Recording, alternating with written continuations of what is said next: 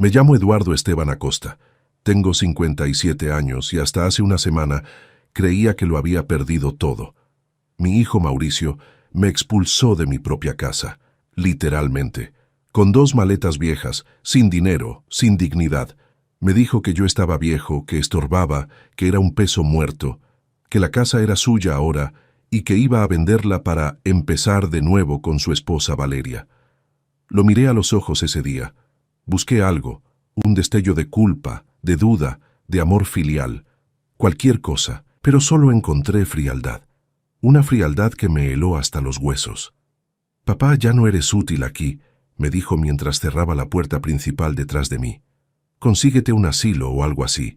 Ya hiciste tu parte». Me quedé parado en la calle como un idiota, con mis 2 maletas gastadas a los costados, sintiendo cómo los vecinos me miraban desde sus ventanas. La humillación fue absoluta, total, devastadora. Pero déjenme contarles algo que Mauricio no sabía, algo que descubrió exactamente una semana después, cuando el licenciado Ramírez lo llamó a su despacho. «Señor Acosta», le dijo el abogado con una sonrisa incómoda, «tenemos un pequeño problema con la escritura de la casa». «¿Qué problema?», respondió Mauricio con esa arrogancia que había perfeccionado en los últimos años. «Verá, la casa no está a su nombre». El rostro de mi hijo se volvió del color de la ceniza. Sus manos empezaron a temblar, y cuando el licenciado Ramírez le mostró el documento oficial, actualizado apenas 2 meses antes de mi expulsión, Mauricio comprendió la magnitud de su error. La casa nunca había sido suya, y el verdadero dueño estaba a punto de enseñarle una lección que jamás olvidaría. Pero para entender cómo llegamos a ese momento, necesito llevarlos atrás en el tiempo. Necesito que conozcan mi historia, que sepan quién era yo antes de convertirme en el estorbo de mi propio hijo. Nací en Guadalajara en 1968, en un barrio donde la pobreza no era una condición temporal, sino un estilo de vida heredado de generación en generación. Mi padre era albañil, mi madre lavaba ropa ajena para poder alimentarnos a mis 3 hermanos y a mí. No teníamos nada, pero teníamos dignidad. Recuerdo perfectamente el día en que mi padre me sentó en el escalón de nuestra casa cuando yo tenía apenas 8 años. Me puso una mano pesada sobre el hombro y me dijo algo que marcó toda mi existencia. «Eduardo, mijo, somos pobres, pero no somos basura. La diferencia está en cómo te comportas, en cómo tratas a los demás, en si cumples tu palabra. Un hombre sin palabra no es hombre, es sombra». Esas palabras se grabaron en mi alma como un hierro candente. Crecí viendo a mi padre rompiéndose la espalda bajo el sol, mezclando cemento, cargando ladrillos, construyendo casas para otros mientras nosotros vivíamos en un cuarto de lámina. Pero nunca lo oí quejarse, nunca lo vi rendirse. Cuando cumplí 15 años, mi padre sufrió un accidente en una obra. Una viga mal asegurada cayó sobre su pierna derecha. Los huesos se hicieron polvo. Los doctores del hospital público hicieron lo que pudieron con los recursos que tenían, pero mi padre nunca volvió a caminar igual. Cojeó el resto de su vida, y con él cojo, el peso de mantener a la familia cayó sobre mis hombros de adolescente. Dejé la escuela. No fue una decisión, fue una necesidad. Mis hermanos menores necesitaban comer. Mi madre necesitaba medicinas para la diabetes que empezaba a devorarla. Mi padre necesitaba su dignidad intacta, aunque su cuerpo estuviera roto. Conseguí trabajo en una fábrica de textiles. 12 horas diarias, 6 días a la semana, por un salario que apenas alcanzaba para lo básico. Tenía las manos perpetuamente manchadas de tinte, los dedos agrietados, la espalda adolorida de estar encorvado sobre las máquinas. Pero cada peso que ganaba era un peso que llevaba a casa. Y eso me daba propósito. Los años pasaron. Mi padre murió cuando yo tenía 23 años. Se fue en silencio, una noche, con una sonrisa tranquila en los labios, como si finalmente pudiera descansar.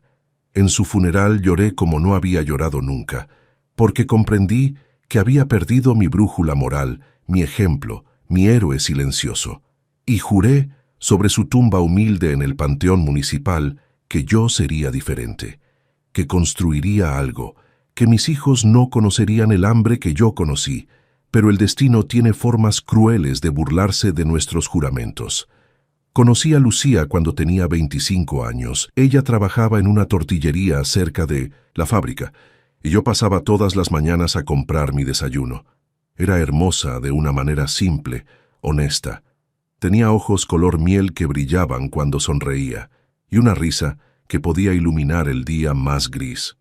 Me enamoré de ella como un tonto, como un niño, con esa intensidad absurda que solo existe cuando eres joven y crees que el amor puede conquistarlo todo. Le pedí que fuera mi novia después de 3 meses de conversaciones tímidas y miradas robadas. Ella me dijo que sí, pero con una condición, que le prometiera que siempre la trataría con respeto, que nunca levantaría la mano contra ella, que construiríamos algo juntos. Se lo prometí, y cumplí esa promesa cada día de los 28 años que estuvimos casados. Nos casamos en una ceremonia pequeña en la iglesia del barrio. No teníamos dinero para una fiesta grande, así que celebramos con tamales y atole en casa de mi madre, rodeados de los pocos familiares y amigos que nos acompañaban. Lucía llevaba un vestido blanco que había sido de su abuela, arreglado y ajustado por sus propias manos. Nunca había nadie más hermoso.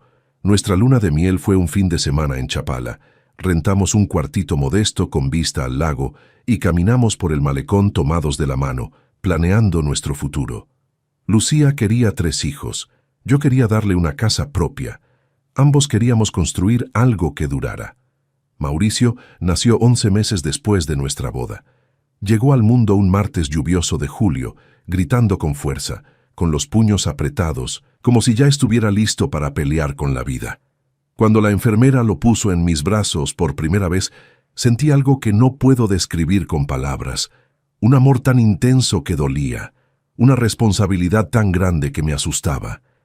«Este niño depende de ti», me dije mientras miraba su carita arrugada. «No puedes fallarle». Y durante muchos años no le fallé. Trabajé como un animal. Tomé turnos dobles en la fábrica. Los fines de semana conseguía trabajos extras, pintaba casas, reparaba techos, cargaba muebles, lo que fuera necesario. Lucía también trabajaba, haciendo costuras a domicilio mientras cuidaba a Mauricio. Éramos un equipo humilde pero sólido. Vivíamos en un departamento rentado de 2 cuartos en una zona modesta de Guadalajara. El edificio era viejo, las paredes tenían humedad y a veces el agua se iba por días, pero era nuestro hogar. Lucía lo mantenía impecable, con flores en la ventana y cortinas que ella misma cosía. Mauricio crecía ahí, correteando, por esos cuartos estrechos llenándolos de risas. Cuando Mauricio cumplió 5 años, empezó a preguntarme por qué no teníamos una casa como la de su amiguito Daniel del kinder. Daniel vivía en una casa con jardín, con su propio cuarto, con juguetes que a Mauricio solo le quedaba mirar con envidia. «Pronto, mijo», le prometí. «Papá está ahorrando. Pronto tendremos nuestra casa». Y esa promesa se convirtió en mi obsesión. Abrí una cuenta de ahorro. Cada peso que sobraba iba ahí. No comprábamos ropa nueva a menos que fuera absolutamente necesario. No salíamos a comer, no íbamos al cine. Cada sacrificio, cada privación era un ladrillo más para la casa de nuestros sueños. Lucía nunca se quejó, jamás. Remendaba nuestra ropa vieja, cocinaba con ingenio para que el dinero alcanzara, buscaba ofertas en el mercado. Cuando yo llegaba destrozado del trabajo, ella me recibía con una sonrisa y un plato caliente. Me daba masajes en la espalda adolorida y me decía que todo valdría la pena. «Estamos construyendo nuestro futuro», me susurraba mientras yo me dormía agotado. «Nuestro hijo va a tener lo que nosotros nunca tuvimos». Los años pasaron. Mauricio entró a la primaria. Era un niño inteligente, curioso, lleno de energía. Sacaba buenas calificaciones y los maestros siempre nos decían que tenía potencial. Yo me llenaba de orgullo. Este era mi hijo, mi legado, la razón de todos mis sacrificios. Cuando Mauricio tenía 10 años, finalmente lo logramos. Después de 15 años de trabajo implacable, de ahorro obsesivo, de sacrificios que nos dejaron cicatrices invisibles, compramos nuestro terreno. Era pequeño, en la periferia de la ciudad, pero era nuestro. Recuerdo el día que firmamos las escrituras. Lucía lloró de felicidad.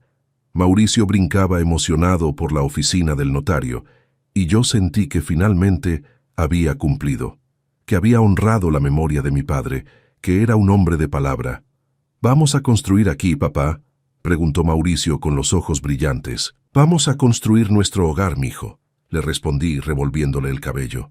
«Entre todos. Esta va a ser la casa de la familia Acosta». La construcción tomó 2 años más. Yo mismo puse muchos de los ladrillos, honrando el oficio de mi padre. Contratamos a un maestro albañil para las partes técnicas, pero el resto lo hicimos con nuestras manos. Los fines de semana, Mauricio me ayudaba a cargar materiales, a mezclar cemento, a limpiar el terreno. Trabajábamos juntos, padre e hijo, construyendo literalmente nuestro futuro. Lucía plantó un árbol de jacaranda en lo que sería el jardín frontal, para que cuando florezca, dijo, recordemos este momento, recordemos todo lo que costó llegar aquí. Finalmente, cuando Mauricio tenía 12 años, nos mudamos a nuestra casa. No era grande ni lujosa, tenía 3 recámaras modestas, una sala-comedor, una cocina funcional y un pequeño jardín donde el árbol de Lucía crecía lentamente. Pero cada centímetro de esa casa estaba impregnado de nuestro sudor, nuestras lágrimas, nuestros sueños. La noche que dormimos por primera vez en nuestra propia casa, Lucía y yo nos quedamos despiertos en la cama, tomados de la mano, mirando el techo que nosotros mismos habíamos construido. «Lo logramos», susurró ella. «Lo logramos», repetí, pero ninguno de los dos podía imaginar que esa casa, construida con tanto amor y sacrificio, eventualmente se convertiría en el escenario de mi peor pesadilla. El cambio en Mauricio no fue repentino, fue gradual, como el óxido que carcome el metal lentamente hasta debilitarlo por completo. Cuando entró a la preparatoria, empezó a avergonzarse de nosotros, de nuestra casa modesta, de mi ropa de trabajador, del coche viejo que conducía Lucía, de todo lo que éramos. Sus nuevos amigos venían de familias con más dinero. Vivían en fraccionamientos privados, manejaban autos del año, veraneaban en playas que yo solo había visto en televisión, y Mauricio comenzó a comparar, a medir, a encontrarnos insuficientes. «¿Por qué no tenemos una casa más grande, papá?», me preguntó un día con tono de reproche. «La casa de Rodrigo tiene 2 pisos y alberca. ¿Por qué esta casa la construimos con nuestro esfuerzo?», le respondí con paciencia. «Vale más que cualquier mansión, porque cada ladrillo tiene nuestra historia». Se rió. Una risa cruel, burlona. «Eso es lo que dicen los pobres para sentirse mejor».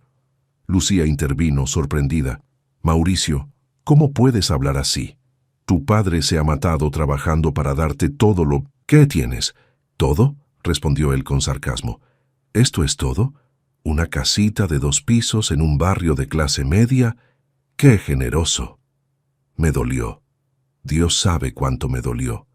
Pero lo atribuí a la edad, a las hormonas, a la influencia de sus amigos nuevos. Pensé que se le pasaría. No se le pasó. Entró a la universidad a estudiar administración de empresas. Yo estaba orgulloso. Ninguno en mi familia había llegado tan lejos. Trabajé horas extras para pagar su colegiatura en una universidad privada, porque él insistió en que las públicas eran para mediocres. Durante esos años universitarios, Mauricio nos visitaba cada vez menos. Siempre tenía excusas: proyectos, exámenes, salidas con amigos. Cuando venía, pasaba la mayor parte del tiempo encerrado en su cuarto, pegado a su teléfono, evitando conversar con nosotros. En las comidas familiares, respondía con monosílabos. Lucía cocinaba sus platillos favoritos, tratando de reconquistarlo con sabores de su infancia. Él comía mirando su celular sin siquiera agradecer. «Mauricio, guarda ese teléfono», le pedía yo. «Estamos comiendo en familia». «Ya no soy un niño, papá. No puedes darme órdenes». «No es una orden, es respeto básico». «¿Respeto? Como el respeto que ustedes me tienen al hacerme vivir en esta casa, mientras todos mis amigos viven en lugares decentes». Lucía dejó caer el tenedor. Sus ojos se llenaron de lágrimas. «Hijo, ¿qué te pasa? ¿Por qué hablas así?». Mauricio se levantó de la mesa. Me pasa que estoy cansado de la mediocridad. Estoy cansado de tener que inventar excusas para no traer a mis amigos aquí. Se fue a su cuarto dando un portazo. Lucía lloró toda la noche. Yo la abracé, sin saber qué decir, sin entender en qué momento habíamos perdido a nuestro hijo. Conoció a Valeria en su último año de universidad. Ella venía de una familia acomodada de Zapopan. Su padre era dueño de varias concesionarias de autos. Vivían en una residencia con vigilancia, alberca y cancha de tenis. Valeria era bonita, educada, pero tenía una mirada que siempre me pareció fría, como si estuviera evaluando constantemente, midiendo, calculando. Cuando Mauricio nos la presentó, nos escaneó de pies a cabeza en 3 segundos. Vi el juicio en sus ojos. «Mucho gusto», dijo con una sonrisa que no llegó a sus ojos. «Mauricio me ha contado mucho de ustedes». Lucía preparó una cena especial esa noche. Puso la mesa bonita, con el mantel que reservábamos para ocasiones especiales. Cocinó mole poblano, el mejor que había, hecho en años. Estaba nerviosa, ansiosa por causar una buena impresión. Durante la cena, Valeria apenas probó la comida. Hizo comentarios sutiles sobre la decoración de la casa, muy acogedora. Sobre nuestros muebles, tienen ese encanto vintage, sobre todo con un tono que destilaba condescendencia. Mauricio parecía avergonzado, no de ella, de nosotros. «Papá, ¿puedes no hablar con la boca llena?», me dijo en un momento frente a Valeria. No tenía la boca llena, estaba masticando, normalmente, pero su comentario logró su objetivo, hacerme sentir tosco, ordinario, inferior. Lucía notó mi incomodidad y trató de suavizar el ambiente. «Valeria, ¿a qué se dedican tus padres?». «Mi padre tiene concesionarias de autos de lujo», respondió Valeria con orgullo apenas disimulado. «Mercedes, BMW, Audi, y mi madre es decoradora de interiores, trabaja solo con clientes de alto nivel». «Qué interesante», dijo Lucía con sinceridad. «Eduardo trabaja en...». «Mamá», interrumpió Mauricio, bruscamente. «No creo que Valeria esté interesada en eso». El silencio que siguió fue doloroso. Valeria sonrió incómoda. Lucía bajó la mirada, y yo sentí una furia creciendo en mi pecho. «Trabajo en una fábrica textil», dije firmemente, mirando directamente a Valeria. «Llevo 32 años ahí. Es un trabajo honesto que me permitió darle a mi hijo una educación, una casa y todo lo que ha tenido. No me avergüenzo de ello». Mauricio me lanzó una mirada de puro veneno. La cena terminó poco, después con una tensión que podía cortarse con cuchillo. Cuando se fueron, Lucía se derrumbó en el sofá. «¿Qué hicimos mal, Eduardo?». No tenía respuesta. Se casaron un año después, en una boda ostentosa que los padres de Valeria pagaron. Nosotros fuimos invitados, por supuesto, pero se sintió más como una obligación que como una celebración compartida. Mauricio nos sentó en una mesa al fondo, lejos de la mesa principal. Lucía trató de no llorar durante toda la ceremonia. Yo apreté su mano y fingí que no me importaba. Después de la boda, las visitas se volvieron aún más esporádicas. Mauricio llamaba ocasionalmente, conversaciones breves y superficiales. Lucía vivía esperando esas llamadas como si fueran oro. Lucía enfermó cuando Mauricio tenía 28 años. Empezó con síntomas que parecían inofensivos: cansancio, falta de apetito, dolores vagos. Los doctores la mandaron de especialista en especialista. Finalmente, el diagnóstico llegó como un martillazo. Cáncer de páncreas, etapa avanzada. «¿Cuánto tiempo?», le pregunté al oncólogo con voz temblorosa. 6 meses, quizás un año con tratamiento. «Lo siento mucho, señora Costa». El mundo se detuvo. Mi Lucía, mi compañera de toda la vida. La mujer que había estado a mi lado en la pobreza, en las luchas, en cada momento difícil. Se estaba muriendo. Llamé a Mauricio inmediatamente. «Hijo, tu madre está enferma. Es grave. Necesitamos estar juntos». Hubo una pausa larga al otro lado de la línea. «Papá, estoy en medio de un proyecto importante en el trabajo. No puedo simplemente dejarlo todo». «Mauricio, tu madre tiene cáncer avanzado». Otra pausa. «Buscaré un espacio en mi agenda para visitarla la próxima semana». Colgó. Lucía escuchó la conversación. Trató de sonreír, pero sus lágrimas la traicionaron. «Está ocupado. Es un hombre importante ahora. No, dije con rabia contenida. Es un hijo ingrato. Mauricio vino 2 semanas después. Trajo flores, como si eso compensara algo. Pasó 20 minutos con su madre, mirando constantemente su reloj, respondiendo mensajes en su teléfono. «Hijo», le dijo Lucía con voz débil tomando su mano. «Sé que estás ocupado, pero podrías venir más seguido. No me queda mucho tiempo». Mauricio retiró su mano incómodo. «Mamá, no digas eso. Vas a estar bien, la medicina ha avanzado mucho». «Mauricio, los doctores fueron claros», intenté explicar. «Papá, por favor, no seas tan dramático. Mamá es fuerte. Va a superarlo». Negación. Pura negación. Y algo peor. Desinterés. Los siguientes meses fueron un infierno. Lucía se deterioraba día a día. Yo dejé mi trabajo para cuidarla tiempo completo. Agoté mis ahorros pagando tratamientos, medicinas, doctores. La familia de Valeria era rica. Mauricio tenía un buen trabajo, pero nunca ofrecieron ayuda económica. Una noche, desesperado, lo llamé. «Mauricio, necesito ayuda. Los gastos médicos están acabando con todo lo que tenemos». «¿Y qué quieres que haga? No puedo descapitalizarme. Valeria y yo estamos tratando de comprar un departamento. Tu madre se está muriendo, y eso no es mi culpa. Hice lo que pude. Le pagué la universidad, le di una buena vida. No puedo hacer más». Le había pagado la universidad. A él. Como si hubiera sido un favor y no mi obligación como padre. Como si cada peso que invertí en él no viniera de años de trabajo y sacrificio. Colgué sin decir más, y algo se rompió dentro de mí. Lucía murió 6 meses después, una madrugada de diciembre. Yo estaba a su lado, sosteniéndole la mano. Sus últimas palabras fueron: «Cuida a Mauricio, todavía hay bondad en él, solo está perdido». Quise creerle. Pero cuando llamé a Mauricio para decirle que su madre había fallecido, su respuesta fue: «Ok, papá, hablamos luego. Estoy en una junta». En su funeral, Mauricio llegó tarde. Se quedó 15 minutos. Ni siquiera lloró. Valeria bostezó 2 veces durante el servicio. Después del entierro, quedé solo en esa casa que habíamos construido juntos. Cada rincón me recordaba a Lucía. Su risa, su olor, su presencia. El vacío era insoportable. Mauricio no llamó durante semanas. Finalmente, apareció un sábado por la tarde con Valeria. No venían a consolarme o a acompañarme en mi duelo. «Papá, necesitamos hablar», dijo Mauricio con tono de negocios. «Esta casa es muy grande para ti solo, y sinceramente ya estás viejo para mantenerla». «Es mi casa», respondí confundido. «Técnicamente», intervino Valeria con esa sonrisa falsa, «es nuestra casa, o lo será. Eres mayor, papá.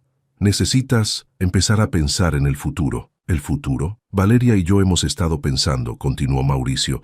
«Podríamos vender esta casa, conseguirte un lugar más pequeño, más manejable, algo más acorde a tus necesidades. Esta es mi casa. La construí con mis manos. Aquí está el recuerdo de tu madre». «Mamá ya murió», dijo Mauricio con frialdad espantosa. «Aferrarse a los recuerdos no la traerá de vuelta. Hay que ser prácticos. No voy a vender esta casa». Mauricio suspiró, frustrado. «Papá, no. Estás pensando con claridad. La edad te está afectando. Déjanos ayudarte a tomar las decisiones correctas». «Fuera», dije con voz temblorosa, «fuera de mi casa». Se fueron, pero la semilla estaba plantada, y en las siguientes semanas las visitas se volvieron más frecuentes, más insistentes, más agresivas. «Papá, estás descuidando el jardín». «Papá, la casa huele raro». «Papá, los vecinos se quejan de que dejas basura afuera». Mentiras, todo mentiras, pero dichas con tal convicción que empecé a dudar de mí mismo. Hasta que una noche Mauricio apareció con papeles. «Firma esto, papá. Es solo un poder notarial para que yo pueda ayudarte con los trámites de la casa, mantenimiento, impuestos, esas cosas». Leí los documentos con cuidado. No era un simple poder. Era una transferencia de propiedad. «¿Crees que soy idiota?», exploté. «Esto no es un poder, es una cesión de derechos». «Papá, estás paranoico. La edad te está haciendo ver cosas que no son. Lárgate, lárgate de mi casa y no vuelvas». Mauricio se fue, pero su mirada me dijo todo. Esto no había terminado. Y tenía razón. Los meses siguientes fueron los más oscuros de mi vida. La ausencia de Lucía era un agujero negro que consumía todo. Me despertaba esperando verla en la cocina preparando café.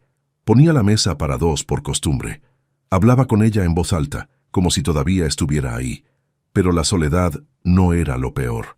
Lo peor era ver cómo mi hijo, la persona que había sido mi razón de vivir durante 30 años, se había convertido en un extraño frío y calculador. Mauricio comenzó a visitarme con más frecuencia después de nuestra última pelea. Pero no venía a consolarme o acompañarme. Venía a inspeccionar, a evaluar, a planear. Lo veía midiendo las habitaciones con la mirada, tomando fotos casuales de la casa, haciendo comentarios sobre el potencial del terreno y la ubicación privilegiada ahora que la zona se había valorizado. «Papá, este barrio ha crecido mucho», me dijo un día mientras miraba por la ventana. «Hay desarrollos nuevos por todos lados. Esta propiedad vale el triple de lo que pagaste por ella». «No me interesa cuánto vale», respondí. «No está en venta». «Todo está en venta por el precio correcto», contestó con una sonrisa que me heló la sangre. Valeria era aún más directa. Una tarde, mientras Mauricio revisaba algo en el jardín, ella se sentó frente a mí en la sala. «Eduardo», me dijo con tono maternal falso, «sé que esto es difícil para ti, pero debes entender que Mauricio solo quiere lo mejor para ti. Estás envejeciendo, vivir solo en una casa tan grande es peligroso. ¿Qué pasa si te caes? Si te da un infarto y nadie está aquí para ayudarte. He vivido solo desde que Lucía murió. Estoy bien. Por ahora. Pero las cosas pueden cambiar en un instante. Mauricio y yo hemos estado investigando residencias para adultos mayores muy bonitas. Lugares donde estarías cuidado, donde tendrías compañía. No necesito una residencia. Necesito mi casa». «Es egoísta de tu parte», dijo ella con dureza repentina. «Esta casa podría cambiar la vida de Mauricio. Podría venderla, invertir ese dinero, crecer profesionalmente. ¿No quieres ver a tu hijo triunfar? Mi hijo ya tiene todo lo que le di. Su educación, sus oportunidades. Lo demás depende de él». Valeria se levantó, molesta. «Eres un viejo terco. No sé por qué Mauricio pierde el tiempo contigo». Pero yo no era terco, era cauteloso, porque algo en mi interior me advertía que la situación iba a escalar, que Mauricio no se detendría, y tenía razón. Una noche, 3 meses después de la muerte de Lucía, recibí una llamada del licenciado Ramírez, el notario que había manejado la compra original de mi terreno hace tantos años.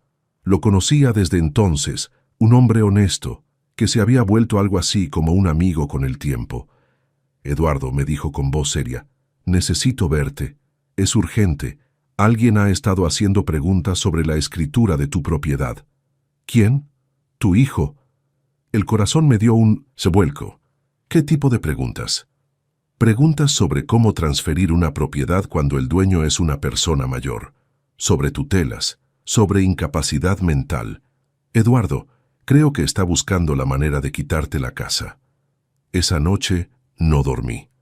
Me quedé sentado en la oscuridad de la sala, mirando las paredes que yo mismo había levantado, sintiendo cómo todo por lo que había trabajado estaba a punto de ser arrebatado por la persona que se suponía debía protegerlo. A la mañana siguiente, fui a ver al licenciado Ramírez. Me recibió en su despacho con expresión grave. «Eduardo, necesitas protegerte. Tu hijo está buscando formas legales de declararte incapaz. Ha consultado con otros abogados. Si continúa por ese camino, podría iniciar un proceso para nombrarse tu tutor legal y tomar control de tus bienes». ¿Puede hacer eso? Si consigue que un médico certifique que no estás en plenas facultades mentales, sí. Y conozco doctores que firman lo que sea por dinero. Sentí náuseas. Mi propio hijo, mi sangre, dispuesto a declararme loco para robarme lo único que me quedaba. «¿Qué puedo hacer?», pregunté con voz rota. El licenciado Ramírez se reclinó en su silla, pensativo. «Hay opciones. Podemos proteger tu patrimonio de varias formas. Pero necesito saber qué quieres hacer con esta casa cuando ya no estés». Pensé que sería para Mauricio, admití con amargura. Era esa la idea, que fuera su herencia, su patrimonio familiar. ¿Y ahora? Pensé en Lucía. En sus últimas palabras, todavía hay bondad en él. Quise creerle. Quise darle el beneficio de la duda a mi hijo, pero entonces recordé su frialdad en el funeral de su madre, su desinterés durante su enfermedad, sus visitas calculadoras, la forma en que me miraba como si yo fuera un obstáculo, no su padre. Ahora, dije lentamente, quiero asegurarme de que si algo me pasa, sea en mis términos, no en los de él. El licenciado Ramírez asintió. Entiendo, déjame preparar algunos documentos, pero Eduardo, esto debe hacerse con discreción absoluta. Si Mauricio se entera, podría acelerar sus planes. Durante las siguientes semanas, el licenciado y yo trabajamos en silencio.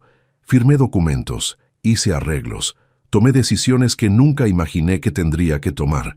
Mauricio no notó nada. Seguía visitando, seguía presionando, seguía plantando semillas de duda sobre mi capacidad mental. «Papá, olvidaste pagar la luz otra vez», me decía, aunque era mentira. «Papá, me dijiste lo mismo hace 5 minutos. ¿Estás seguro de que te sientes bien?» «Papá, encontré leche vencida en tu refrigerador. Esto es preocupante». Gaslighting, manipulación psicológica, tratando de hacerme dudar de mí mismo, de crear una narrativa de incompetencia que pudiera usar legalmente. Pero yo jugaba mi propio juego ahora, callado, observando, preparándome. Una tarde, el licenciado Ramírez me llamó. «Eduardo, está hecho, todo está en orden. Tus bienes están protegidos de la manera que discutimos. Nadie puede tocarlos sin tu consentimiento explícito. Ni siquiera Mauricio, especialmente Mauricio». Sentí un alivio enorme, pero también una tristeza profunda. Había tenido que protegerme legalmente de mi propio hijo, el niño que había cargado en brazos, que había enseñado a andar en bicicleta, por quien había sacrificado todo. «Gracias, licenciado». «Eduardo», dijo él con gentileza, «siento mucho que hayas llegado a esto. Ningún padre debería tener que defenderse de sus hijos». Colgué y miré alrededor de mi casa. Nuestra casa, la casa de Lucía y mía, construida con amor, sudor y sacrificio. «Perdóname, mi amor», le susurré a la foto de Lucía en la repisa. «Traté de criarlo bien, traté de enseñarle los valores correctos. No sé dónde nos equivocamos». El silencio fue su única respuesta, pero yo sabía que la tormenta estaba llegando. Podía sentirla en el aire, en la forma en que Mauricio me miraba, en la impaciencia creciente de Valeria. Y no me equivoqué. La tormenta estalló un martes por la mañana. Mauricio llegó con Valeria y 2 hombres que no conocía. Uno era abogado, por su apariencia pulcra y su maletín de cuero. El otro parecía ser algún tipo de tasador inmobiliario. «Papá», dijo Mauricio sin siquiera saludar, «estos señores necesitan ver la casa. Van a hacer una evaluación». «¿Evaluación de qué?», pregunté, aunque ya sabía la respuesta. «De la propiedad, para la venta». «Esta casa no está en venta». Mauricio suspiró teatralmente. «Papá, ya hablamos de esto. No puedes seguir viviendo aquí solo. Es peligroso, irresponsable». «Es mi casa y no voy a ningún lado». El abogado dio un paso adelante. «Señora Costa, soy el licenciado Mendoza. Su hijo me ha comentado sobre su situación. Entiendo que ha tenido algunos episodios de confusión últimamente». «¿Episodios de confusión? No sé de qué habla». «Papá, por favor», intervino Valeria con voz melosa. «El mes pasado te encontramos desorientado en el supermercado. La semana anterior olvidaste tomar tus medicinas». «Eso es mentira. Papá, no te alteres», dijo Mauricio con condescendencia. «Mira, ya tomamos la decisión. Es por tu bien. La casa se va a vender. Vamos a conseguirte un lugar más pequeño, más manejable». «No tienen derecho. Tenemos todo el derecho», dijo Mauricio, y su máscara finalmente cayó. Ya no había pretensiones de preocupación filial, solo codicia desnuda. «Esta casa vale casi 3 millones de pesos. Ese dinero puede cambiar mi vida. Puedo invertir, expandirme, darle a Valeria la vida que merece».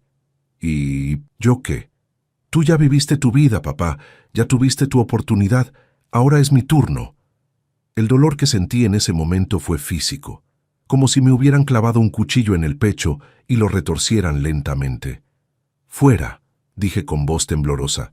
Fuera de mi casa, todos. Mauricio rió, una risa fría, calculada. ¿Tu casa? Papá, tengamos una conversación de adultos. Eres viejo, estás solo, no tienes dinero, dependes de tu pensión miserable. ¿Crees que puedes pelear contra mí? Tengo recursos, abogados, contactos. Puedo hacerte declarar incapaz en una semana. Inténtalo. Oh, lo haré. Pero podemos hacer esto de la forma fácil. Firma los papeles de transferencia de propiedad hoy y te conseguimos un lugarcito decente donde vivir. Nos evitamos el drama legal. Jamás. Mauricio se acercó a mí, lo suficientemente cerca para que pudiera ver la ausencia total de amor en sus ojos. Entonces lo haremos de la forma difícil. Y créeme, papá, no quieres que lleguemos ahí. Se fueron, los 4, dejándome temblando de rabia e impotencia en medio de mi sala. Llamé inmediatamente al licenciado Ramírez. Mauricio acaba de amenazarme. Está decidido a quitarme la casa. Lo sé. Su abogado ya presentó una solicitud para iniciar un proceso de interdicción. Alegan que no estás en condiciones de administrar tus bienes. ¿Qué tan grave es esto? Muy grave, pero tenemos una ventaja: los documentos que firmamos el mes pasado. Eduardo, es hora de que Mauricio descubra la verdad. Todavía, no, déjalo pensar que ganó. Déjalo llegar hasta el final. ¿Estás seguro? Completamente. Durante los siguientes días, Mauricio intensificó su campaña. Comenzó a difundir rumores entre los vecinos sobre mi supuesta demencia. Llamó a servicios sociales reportando que un anciano vivía en condiciones de abandono. Incluso intentó hacer que un médico me visitara casualmente para evaluar mi estado mental. Yo lo dejé hacer, observando, esperando, dejando que cavara su propia tumba. Finalmente, una semana después de la confrontación, Mauricio apareció con la policía. «Señor Acosta», dijo uno de los oficiales, «su hijo alega que usted está viviendo en condiciones inadecuadas y que representa un peligro para sí mismo». «Oficial, mi casa está limpia, tengo comida, estoy perfectamente bien». El policía miró alrededor.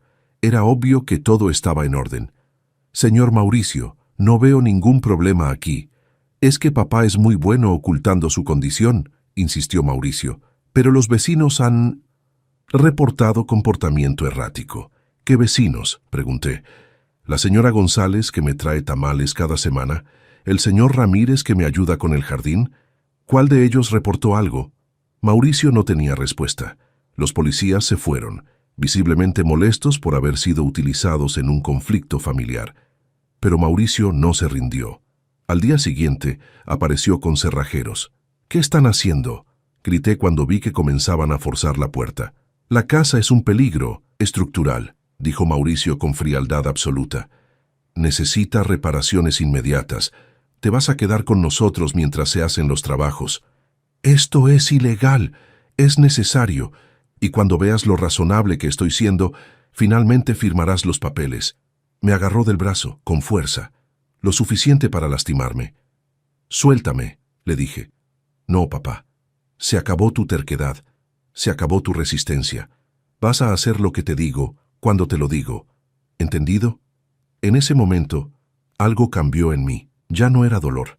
Ya no era tristeza. Era una claridad cristalina, una resolución absoluta. «Está bien, Mauricio», dije con calma. «Está bien. Tú ganas». Él sonrió. Una sonrisa de victoria, de triunfo. «Sabía que entrarías en razón. Hay algo que necesito de la casa. Mis papeles importantes. Dame 5 minutos. 2 minutos. Y yo voy contigo». Entramos juntos. Fui a mi habitación y saqué una caja fuerte pequeña que guardaba en el armario. Adentro estaban mis documentos: acta de nacimiento, acta de matrimonio, acta de defunción de Lucía y las escrituras de la casa. Mauricio las vio y extendió la mano. «Dámelas, las voy a guardar en un lugar seguro». «Por supuesto», dije, entregándoselas. No sabía que lo que sostenía en sus manos eran copias sin valor legal. Las escrituras reales, las actualizadas, las que realmente importaban, estaban en la caja fuerte del licenciado Ramírez. Y en ellas, el nombre del propietario ya no era el mío. Me llevaron a su departamento, un lugar frío, moderno, sin alma. Me instalaron en un cuarto pequeño que usaban como bodega. Había cajas apiladas, una cama individual sin cabecera, una silla de plástico. Temporal, dijo Mauricio, solo hasta que vendamos la casa. Valeria ni siquiera fingía cortesía, me ignoraba completamente. Cuando cocinaba, preparaba para dos. Yo buscaba mis propios alimentos como un intruso. Mauricio salió cada día a arreglar la venta. Trajo compradores potenciales. Negoció precios. Ya había gastado mentalmente cada peso. Yo esperaba, paciente, silencioso. Una semana después entró al cuarto sonriendo. Papá, encontré un comprador. Ofrece 3.2 millones. Efectivo. Cerramos mañana. Qué bien por ti, dije sin emoción. Con tu parte, podemos conseguirte un lugar decente. Digamos 200,000 pesos. De 3 millones me ofrecía 200,000, menos del 7%. Gracias, Mauricio, eres muy generoso. No captó el sarcasmo. Al día siguiente, llegamos a la notaría del licenciado Ramírez. Mauricio estaba confundido. ¿Por qué aquí? El licenciado Ramírez manejó la compra original, expliqué. Es apropiado que maneje la venta. Entramos. El licenciado nos recibió con expresión seria. Había otro hombre ahí, elegantemente vestido. Señor Acosta, saludó el licenciado a Mauricio, quien se pavoneó. ¿Tenemos todo listo? Tenemos un pequeño problema, dijo el licenciado lentamente. La sonrisa de Mauricio vaciló. ¿Qué problema? La propiedad que pretende vender no está a su nombre. ¿Cómo que no? Mi padre me dio las escrituras. Usted tiene copias antiguas. La propiedad fue transferida hace 2 meses. El color desapareció del rostro de Mauricio. ¿Transferida? ¿A quién? El licenciado sacó documentos oficiales. A la Fundación Lucía Acosta para apoyo a familias en situación vulnerable, establecida por su padre en memoria de su madre. Mauricio arrebató los papeles. Leyó. Sus manos temblaban. Esto no puede ser legal. Mi padre no estaba en sus facultades. Al contrario, dijo el licenciado fríamente. Su padre pasó evaluaciones psicológicas exhaustivas. Hay certificaciones de 3 psiquiatras independientes confirmando que estaba en plenas facultades mentales. «¡Papá!», gritó Mauricio. «¿Qué hiciste?». «Protegí mi patrimonio y el legado de tu madre. Esa casa es mía, trabajé para eso». «No, Mauricio, yo trabajé, yo la construí, yo la pagué. Tu madre y yo la hicimos con nuestras manos. Tú solo querías robarla. Soy tu hijo. Tengo derecho. Tenías derecho a mi amor, a mi sacrificio, y lo tuviste todo. Pero eso no te dio derecho a expulsarme, humillarme, tratarme como basura». Valeria explotó. «Viejo egoísta, ¿podríamos vivir en lujos construidos sobre mi dolor?», la interrumpí. «La fundación», explicó el licenciado, «usará la casa como albergue temporal para familias en crisis. Familias donde los padres trabajan honestamente, pero no tienen dónde vivir. Niños que necesitan un techo seguro. Diferentes familias», agregué. «Familias que apreciarán lo que tienen, que entenderán el valor del sacrificio». Mauricio se dejó caer en una silla. Sudaba, temblaba. «No puedes hacerme esto», susurró. «Ya lo hice. Soy tu hijo, tu única familia. Eras mi hijo, pero familia es más que sangre, Mauricio. Es respeto, es amor, es gratitud. Trataste a tu madre moribunda como un inconveniente. Me trataste como un obstáculo. La familia no hace eso». Me levanté. Estreché la mano del representante de la fundación. «La casa es toda suya, úsenla bien. ¿Y usted, señor Acosta? ¿Dónde vivirá?». Sonreí. «Conseguí un departamento pequeño, modesto. Lo pagué con mi pensión y ahorros. No es mucho, pero es mío, y nadie puede quitármelo». Me acerqué a Mauricio por última vez. «Tu madre me pidió que cuidara de ti, que recordara tu bondad. La busqué durante meses. ¿Y sabes qué descubrí? Que si había bondad en ti, la enterraste con tu codicia. Eso es algo con lo que tendrás que vivir el resto de tu vida». Caminé hacia la puerta. «Papá, no puedes dejarme así». Me detuve sin voltear. «No, eras mi hijo. Ahora solo eres una lección, que a veces el mayor error es amar a alguien más de lo que se aman a sí mismos. Salí del despacho. Afuera, el sol brillaba. Caminé por las calles de Guadalajara sintiendo algo que no había sentido en años: libertad. La casa de Lucía viviría, protegería a otros, sería un hogar lleno de amor, y yo viviría también, con dignidad intacta. Mauricio tendría que enfrentar su vida ahora, sin mi dinero, sin mi casa, sin el atajo que creyó merecer. Mi trabajo había terminado. ¿Te gustó la historia? Suscríbete al canal y conoce muchos otros relatos emocionantes.